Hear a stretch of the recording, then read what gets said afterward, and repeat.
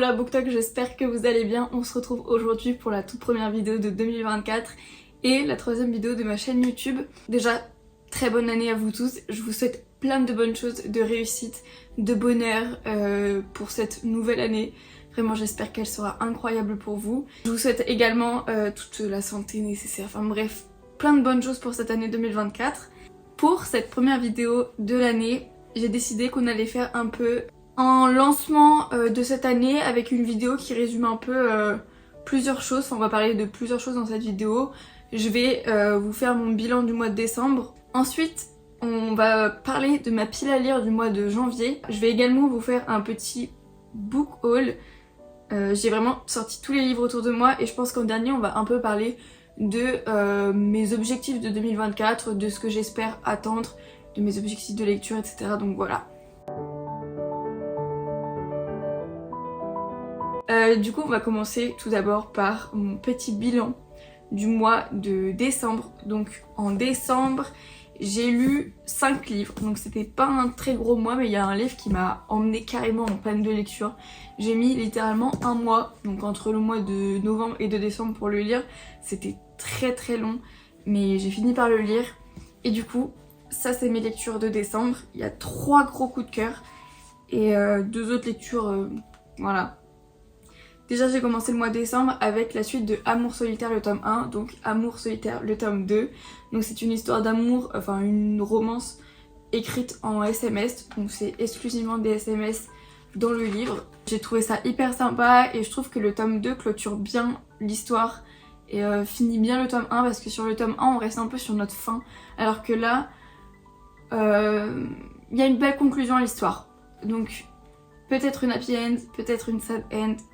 À vous de le découvrir, mais c'était hyper sympa. C'est une plume très très poétique. Alors je peux comprendre qu'on n'apprécie pas forcément cette plume parce que c'est vraiment très poétique et c'est pas vraiment des SMS qu'on échange dans la vie réelle nous, mais je trouve ça très beau et c'était vraiment très facile à lire. En 1 heure c'était fini. Du coup je recommande quand même cette petite duologie, c'est une très bonne découverte.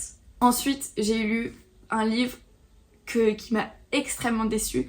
Bullet Train, c'était un livre qui me hypait tellement, j'avais trop envie de le lire, un livre qui se passe dans un train, 5 assassins qui se retrouvent dans le même train, voilà, avec des cadavres qui s'empilent, enfin bref, ça avait l'air hyper bien, et au final, hyper déçue, il y avait beaucoup de passages pour rien, qui étaient longs, enfin qui n'étaient pas nécessaires à l'histoire, et juste qui allongeaient la chose. Il y a trop de personnages, du coup, entre chaque chapitre on changeait de personnage, mais j'avais du mal à... Enfin j'étais complètement perdue entre les chapitres. Quel personnage a fait quoi? Où est cette personne? Enfin c'était très compliqué niveau situation et niveau contexte de l'histoire. Je sais qu'il y a une adaptation cinématographique, mais je l'ai pas encore vue parce que tout simplement elle est pas en... Enfin, elle est sur Amazon Prime je crois, mais il faut payer. J'ai pas envie de louer le film, surtout si c'est pour être déçue. Mais je le regarderai un de ces jours pour comparer quand même par rapport au livre. Mais hyper déçue du livre et il y a beaucoup d'incohérences aussi.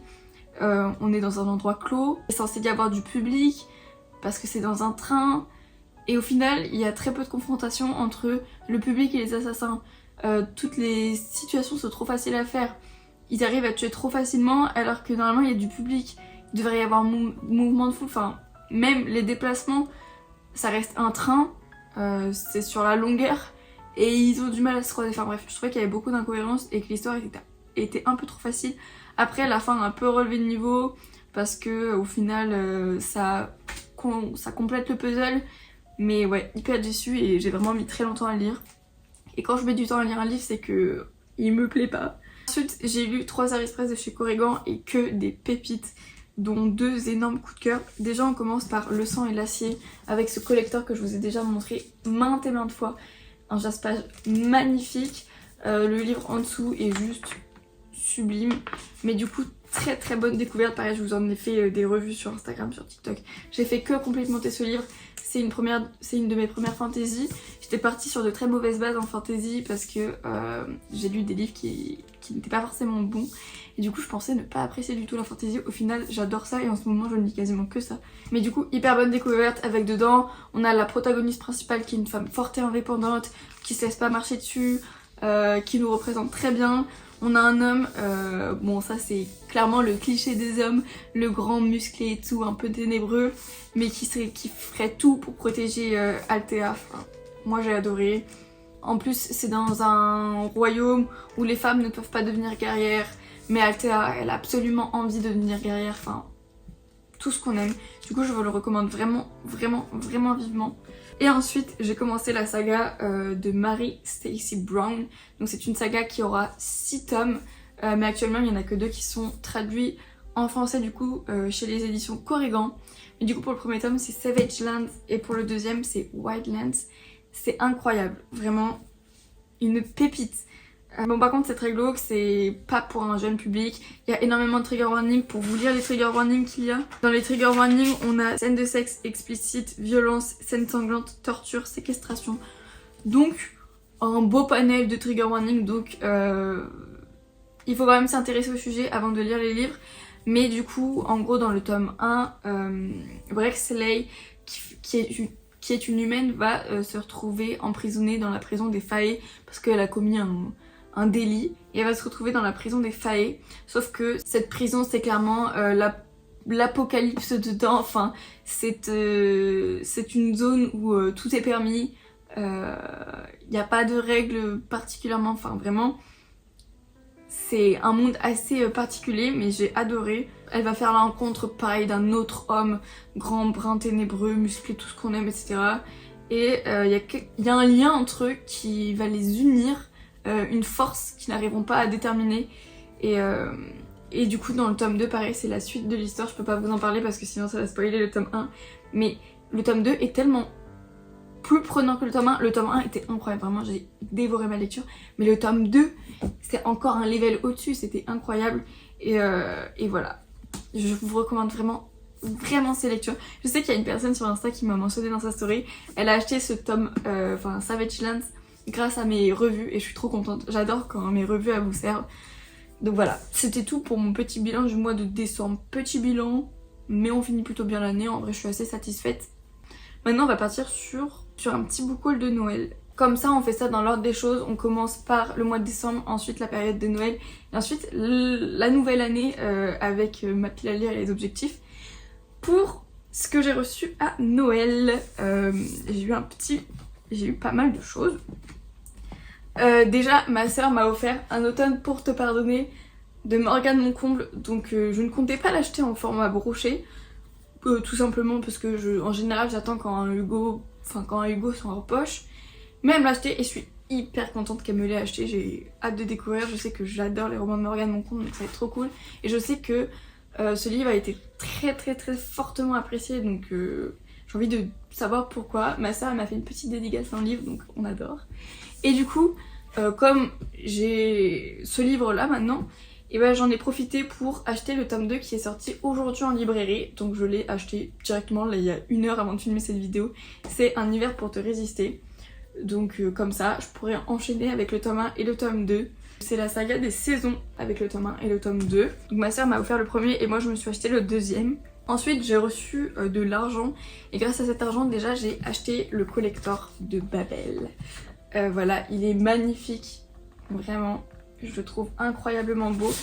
Et le livre, alors déjà c'est une brique, voilà, il fait 800 pages, donc on peut admirer cette brique. Mais incroyable, l'histoire me donne trop envie. C'est un traducteur qui est dans une université, l'université d'Oxford, et il va se rendre compte que ses travaux de traduction servent à l'État, mais pour de mauvaises choses. J'ai perdu le mot. Enfin bref. Et du coup, je pense qu'il va se rebeller. Je n'en sais pas plus, j'ai juste lu le résumé. Mais déjà, pareil, le jaspage hyper sympa, très dark. Et en dessous, on a le livre qui est comme ceci. Voilà, en or. Donc on a un mélange entre la couleur dorée et la couleur argentée. Je trouve ça hyper sympa. Bon, j'ai une petite préférence pour cette couverture-là quand même. Mais le coffret, incroyable. Je ne pensais pas le prendre, enfin je ne l'aurais jamais pris de moi-même. Mais comme j'avais une carte cadeau de 30 €, j'ai juste eu à rajouter 4 € et comme ça j'ai pris le coffret de Babel. Ensuite, pour ce qui est encore des cadeaux de Noël, ma meilleure amie Flora m'a offert le tome 1 de Hunger Games. Bon d'abord elle m'avait pris un autre livre mais elle s'est rendue compte que j'avais déjà dans ma bibliothèque. Donc elle m'en a pris un autre pour changer. Mais du coup j'ai choisi de prendre la saga Hunger Games pour recommencer cette saga. C'est des films que j'ai adorés, que j'ai regardé je sais pas combien de fois. J'ai pas vu le dernier au cinéma d'ailleurs, faudrait que j'y aille un jour. Mais du coup j'ai décidé que je reprendrais toute cette saga pour pouvoir la relire. Donc on a le tome 1, voilà. Ensuite on a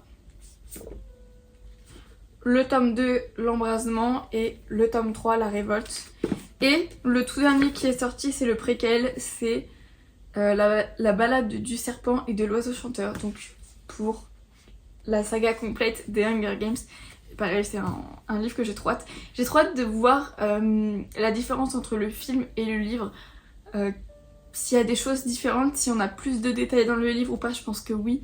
Mais j'ai trop hâte. J'ai hésité entre prendre les Hunger Games en version collector ou les prendre en poche, mais en collector ça m'aurait coûté 75 € en sachant que j'aurais pas eu le préquel. Donc je me suis dit on va rester raisonnable. Ils sont quand même hyper beaux dans une bibliothèque. Je les ai pris comme ça. Ensuite du coup pour ce qui est de la fin de ce book haul, j'ai pas racheté de livres.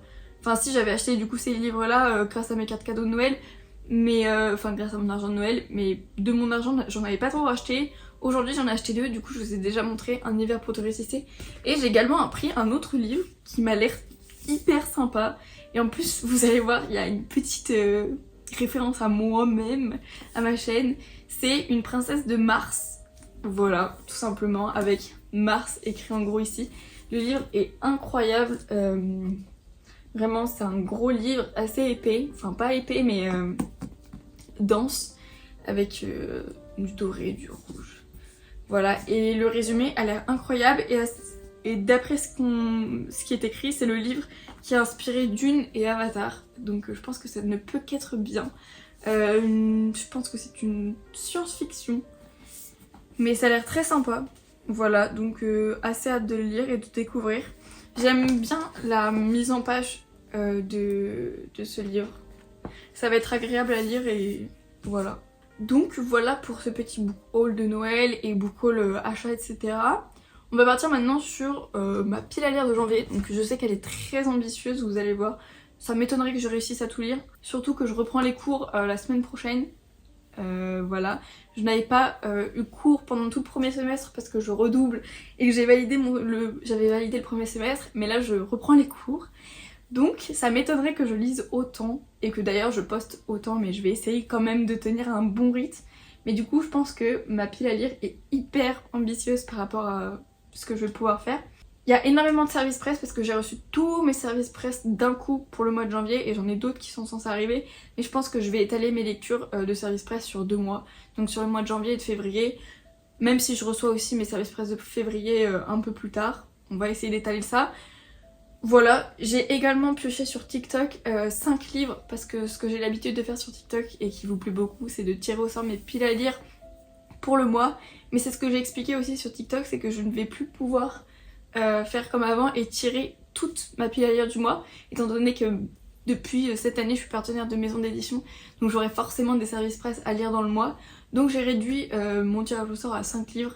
Donc je vais d'abord vous présenter les 5 livres que j'ai tiré au sort et que je vais lire pendant ce mois et ensuite je vous montrerai tous les services presse que j'ai reçus. Je sais pas si je vais tout lire mais c'est pas grave, on se met un peu des objectifs quand même pour ce mois de janvier. Ça fait beaucoup de lectures et ça m'étonnerait que je les lise tous mais faut rester optimiste. Du coup pour les lectures que j'ai piochées et que je compte certainement lire pendant ce mois, déjà on a Eleanor and Gray, le tome 1-5 de la duologie London and Shay.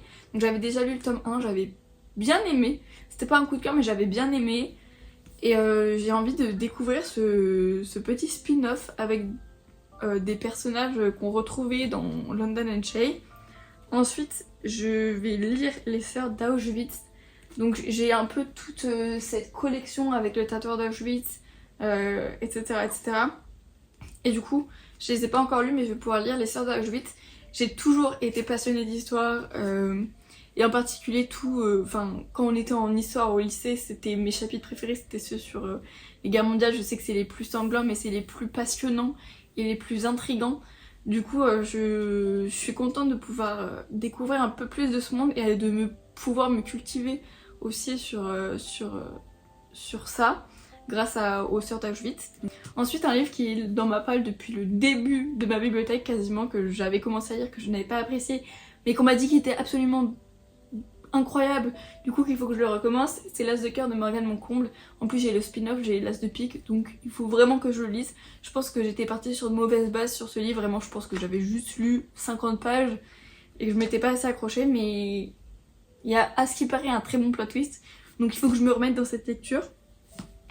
Ensuite j'ai pioché Never Never de Colleen Hoover, donc ça je sais pas du tout à quoi m'attendre. Le livre me tentait beaucoup, j'adore les livres de Colleen Hoover. D'ailleurs ça m'avait paru, ça m'avait fait bizarre parce que d'habitude c'est des Colleen Hoover, c'est la collection Hugo Poche ou Hugo, et là c'est HarperCollins, donc ça m'a fait bizarre, mais hâte de découvrir. Par contre on reste quand même sur le même style de couverture que tous les livres de Colleen Hoover, du coup je trouve ça assez sympa. D'ailleurs il y a aussi des Colleen Hoover dans la collection, dans la maison d'édition Pocket, mais j'y ai pas trop pensé, en général je pense plus à la maison Hugo. Et le dernier que j'ai pioché c'est Colloque malgré moi, ça je sais pas trop à quoi m'attendre, c'est aussi un moment que j'ai dans ma pile à lire, mais on verra ce que ça donne.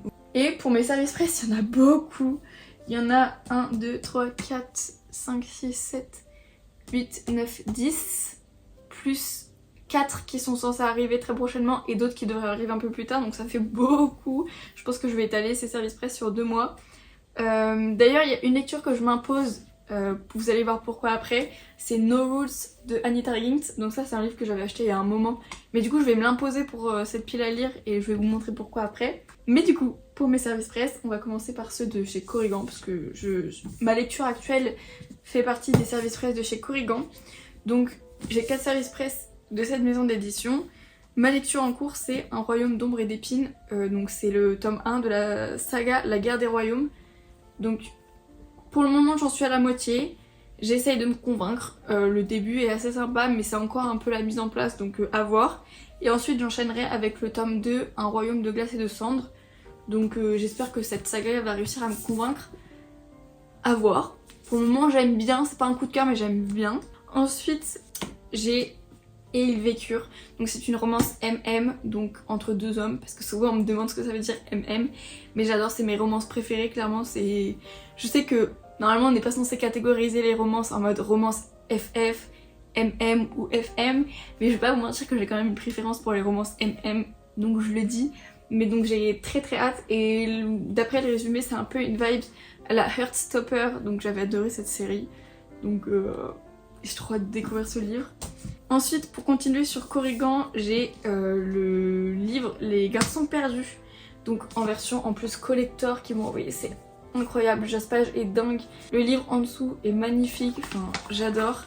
Il est sorti en librairie aujourd'hui ou hier je crois, je sais plus trop, mais je l'ai vu tout à l'heure en allant à la Fnac.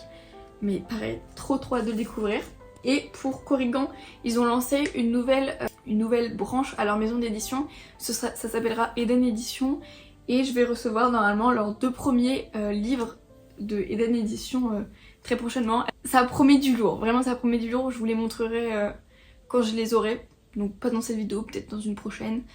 Mais voilà, ensuite j'ai reçu mes services presse de chez Addictive. Donc je vous parlais de No Rules avec mon super accent parce que j'ai reçu le tome 2 qui est My Rules.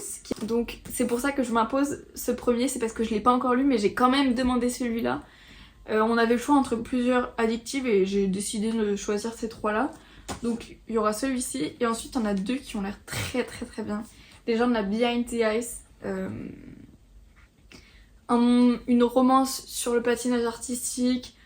Ça a l'air d'être un peu un enemies to lover mais je suis pas sûre de ce que je raconte, donc je vous en parlerai plus quand je l'aurai lu. Mais ça a l'air trop bien. Et celui-là pareil, il m'a l'air trop bien, c'est Elite Game.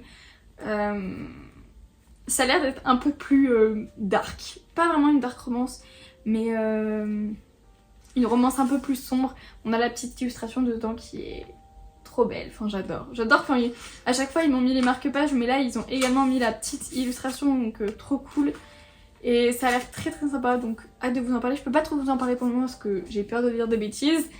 Et ensuite j'en ai encore 2 autres, j'ai ceux de Aurora, donc c'est des tomes 1 parce qu'il y a les tomes suivants qui vont sortir bientôt, mais j'avais demandé d'abord d'avoir les 1 pour pouvoir les lire. Donc on a celui de la saga Aurora, donc le tome 1, l'expédition fantastique, donc pareil, un livre un peu plus jeunesse parce que Ozu c'est plus jeunesse, mais hâte de découvrir. Et un autre qui m'intrigue pas mal, je sais pas si je vais accrocher, mais j'ai envie d'élargir un peu mon champ de lecture, c'est Battle Dragon, et le tome 1 c'est la cité des voleurs, donc on verra bien ce que ça donne. Je sais pas si je vais être convaincue par ce livre, mais je me suis dit pourquoi pas tenter. Et un autre, le dernier que j'ai actuellement en ma possession, c'est un manga de KFC France. Voilà, je crois que je vous l'ai déjà montré, mais c'est Crispy 2052 et pareil ça va se lire très vite parce que c'est un manga, mais je trouve que le manga est vraiment très beau et j'ai hâte de le découvrir. Donc c'était assez fou que KFC France m'envoie un mail pour un service presse comme ça. Et voilà, et je pense que du coup je vais recevoir d'autres services presse. J'ai ceux de Corrigan que je vous ai dit tout à l'heure, d'autres de Ozu qui doivent arriver, ceux de Gallimard et ceux de HEA. Voilà, donc ça va bien remplir. Je pense que je vais étaler ces lectures sur 2 mois, le mois de janvier et février, parce que je vais clairement pas pouvoir lire autant. Donc voilà pour ma pile à lire de janvier. Et maintenant on va parler un peu de mes objectifs de lecture de cette année. Donc l'année dernière je ne m'étais pas fixé d'objectif parce que j'ai repris la lecture en cours d'année, donc plus vers avril. Mais cette année je vais essayer de me fixer des objectifs. Déjà comme objectif global pour l'année 2024, je me suis fixé un objectif de lecture de 80 livres pour cette année 2024. Je ne sais pas si je vais l'accomplir, mais j'aimerais trop. Cette année, en commençant en avril, j'ai lu 60 livres. Donc je me dis qu'en commençant en janvier, normalement je peux lire beaucoup. Donc 80 livres c'est assez ambitieux, mais je pense que je peux réussir. Après je reprends mes cours, je vais avoir les partiels, etc. Donc à voir si c'est faisable.